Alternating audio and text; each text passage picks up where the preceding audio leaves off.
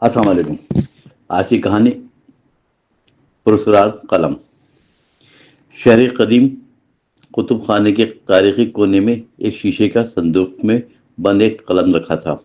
اس قلم کے بارے میں مشہور تھا کہ یہ عام قلم نہیں جو لفظ لکھ دے وہی حقیقت بن جائے، مگر اس راز سے کوئی مکمل طور پر واقف نہ تھا۔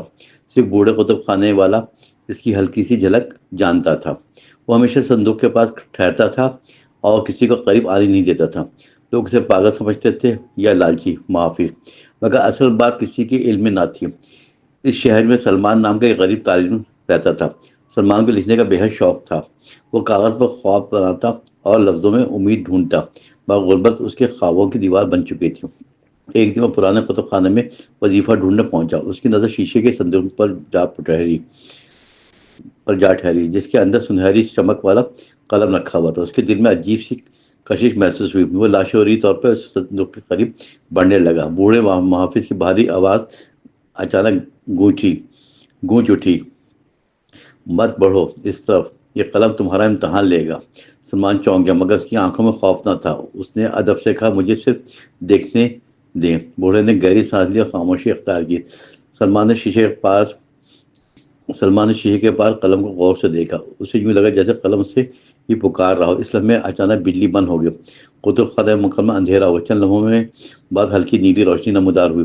وہ روشنی اسی صندوق سے نکل رہی تھی۔ بوڑھا محافظ لرزتی آواز میں بولا، یہی لمحہ ہے جو ہر صدی میں ایک بار آتا ہے۔ سلمان کا دل زور زور سے دھڑکنے لگا۔ بوڑھے نے آہستہ سے صندوق کھول دیا۔ قلم خود بخود فضا میں بلند ہونے لگا اور سیدھا سلمان کے ہاتھ میں آ کر رک گیا، جیسے اس نے اپنے والد کو پہچان لیا ہو۔ سلمان کی جسم میں سنسناہٹ دوڑ اٹھی۔ بوڑھے نے کہا، اب یہ قلم تمہاری آزمائش کرے گا۔ تم جو لکھو گے وہی تمہارے سامنے حقیقت بن جائے گا، مگر ہر لفظ کی ایک قیمت بھی ادا کرنی ہوگی۔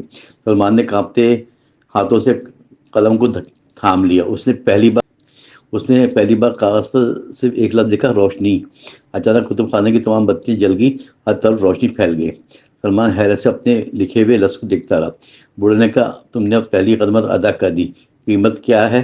قیمت کیا تھی؟ سلمان گھبرا کر پوچھا۔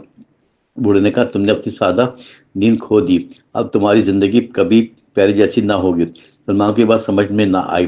وہ قلم کے کمال سے متاثر ہو چکا تھا۔ وہ غربت ختم کرنے کا خواب لکھنا چاہتا تھا۔ اس نے کاغذ میں لکھا، میں امیر بننا چاہتا ہوں۔ چند ہی لمحوں میں کتب خانے کا دروازہ کھلا۔ ایک آدمی اندر آیا، سلمان کو انعام دینے لگا۔ وہ کہہ رہا ہے کہ تمہارا لکھا ہوا مضمون مقابلہ جیت گئے ہو۔ سلمان کے ہاتھ میں 1000 روپے رکھ دیا گیا۔ سلمان کی آنکھیں حیرت سے پھیل گئی، لیکن اس لمحے سے دل میں ہلکا سا درد محسوس ہوا۔ بوڑھے نے کہا، ہر خوشی کا ایک سایہ ہوتا ہے۔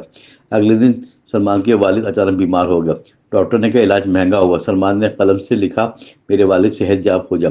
چند ہی لمحوں میں والد کی حالت بہتر ہونے لگی۔ سلمان کی اپنی آنکھوں کی روشنی مدھم ہونے لگی۔ بوڑھے نے کہا، قیمت اب تمہاری نظروں سے وصول کی جائے گی۔ سلمان گھبرا گیا، مگر پھر بھی قلم نہ چھوڑ سکا۔ وقت گزرتا گیا، سلمان کی شہرت پھیلنے لگی۔ وہ لکھتا اور اس کا لکھا سچ بنتا جاتا۔ لوگ اسے معجزاتی لکھاری کہنے لگے، مگر ہر معجزے کے بدلے اس کا کچھ نہ کچھ چھنا گیا۔ کبھی نیند جاتی، کبھی صحت جاتی، کبھی کوئی پیاروں سے دور ہو جاتا۔ سلمان کا چہرہ مسکراہٹ کے ساتھ ساتھ اداس ہونے لگا۔ ایک دن اس نے قلم سے سب سے بڑا خواب لکھا، میں دنیا کا سب سے بڑا مصنف بننا چاہتا ہوں۔ اچانک اس کی کتابیں ہر شہر میں بکنے لگی۔ لوگ اس کی دستک لینے کے لیے ترسنے لگے، مگر اس رات اس کی ماں اس دنیا سے رخصت ہو گئی۔ سلمان چیخ اٹھا اور قلم زمین پر پھینک دیا۔ بوڑھا محافظ نمودار ہوا اور بولا، یہ قلم تمناؤں کو پورا کرتا ہے، مگر توازن قائم رکھنے کے لیے قربانی مانگتا ہے۔ سلمان رونے لگا، بولا، میں یہ سب نہیں جانتا، مجھے صرف ایک عام زندگی چاہیے۔ بوڑھے نے کہا، عام زندگی اس قلم کے ساتھ ممکن نہیں۔ اب تمہیں فیصلہ کرنا ہوگا، طاقت یا سکون۔ سلمان نے پوری رات قبرستان میں گزارا۔ ماں کی قبر کے پاس بیٹھ کر وہ ٹوٹ گیا۔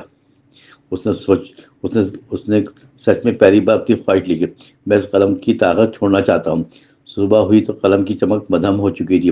سلمان کے ہاتھ کانپ رہے تھے، مگر دل مطمئن تھا۔ بوڑھا محافظ مسکرا کر بولا، تم نے سب سے بڑی قیمت ادا کی۔ سلمان نے پوچھا، وہ کیا؟ بوڑھے نے کہا، تم نے لالچ چھوڑ دیا اور یہی سب سے بڑی قربانی ہوتی ہے۔ سلمان نے قلم کو دوبارہ صندوق میں رکھ دیا۔ صندوق خود بخود بند ہو گیا۔ کتب خانے میں خاموشی پھیل گئی۔ سلمان خالی ہاتھ مگر بھرے دل کے ساتھ باہر نکلا۔ وہ اب بھی غریب تھا، مگر اس کے اندر سکون کی دولت موجود تھی. وہ دل وقت گزر اب وہ قلم کی جادوئی طاقت کے بغیر لکھتا تھا. اس کے لفظ اب بھی لوگوں کے دلوں میں چھوتے تھے. اس کی ایک کتاب عام محنت کی کہانی بن گئی اور وہ کتاب نوجوانوں میں مقبول ہو گئی. سلمان کا نام آہستہ آہستہ عزت سے لیا جانے لگا. اب اس کی کامیابی کسی جادو کی محتاج نہ تھی. ایک دن وہ دوبارہ اس کتب خانے میں گیا. بوڑھا محافظ مسکرا کر اس کا استقبال کر رہا تھا. صندوق اپنی جگہ خاموش پڑا تھا. سلمان نے ادب سے اس کی طرف دیکھا اور کہا مجھے اب اس کی ضرورت نہیں. بوڑھے نے کہا اصل طاقت اس قلم میں نہیں تھی. اصل طاقت تمہارے اندر تھی. سلمان کی آنکھوں میں تشکر کے آنسو آ گئے. وہ واپس مڑا اور نئے سفر پر نکل پڑا. اب اس کے پاس نہ پرسرار قلم تھا نہ جادوئی دولت کا سہارا تھا، مگر اس کے پاس محنت، ایمان اور سچائی کا ہتھیار موجود تھا. لوگ آج بھی کہتے ہیں کہ پرسرار قلم اب بھی صندوق میں بند ہے، مگر سے زیادہ پرسرار انسان وہ ہے جو بنا جادو کے اپنی تقدیر لکھ لیتا ہے.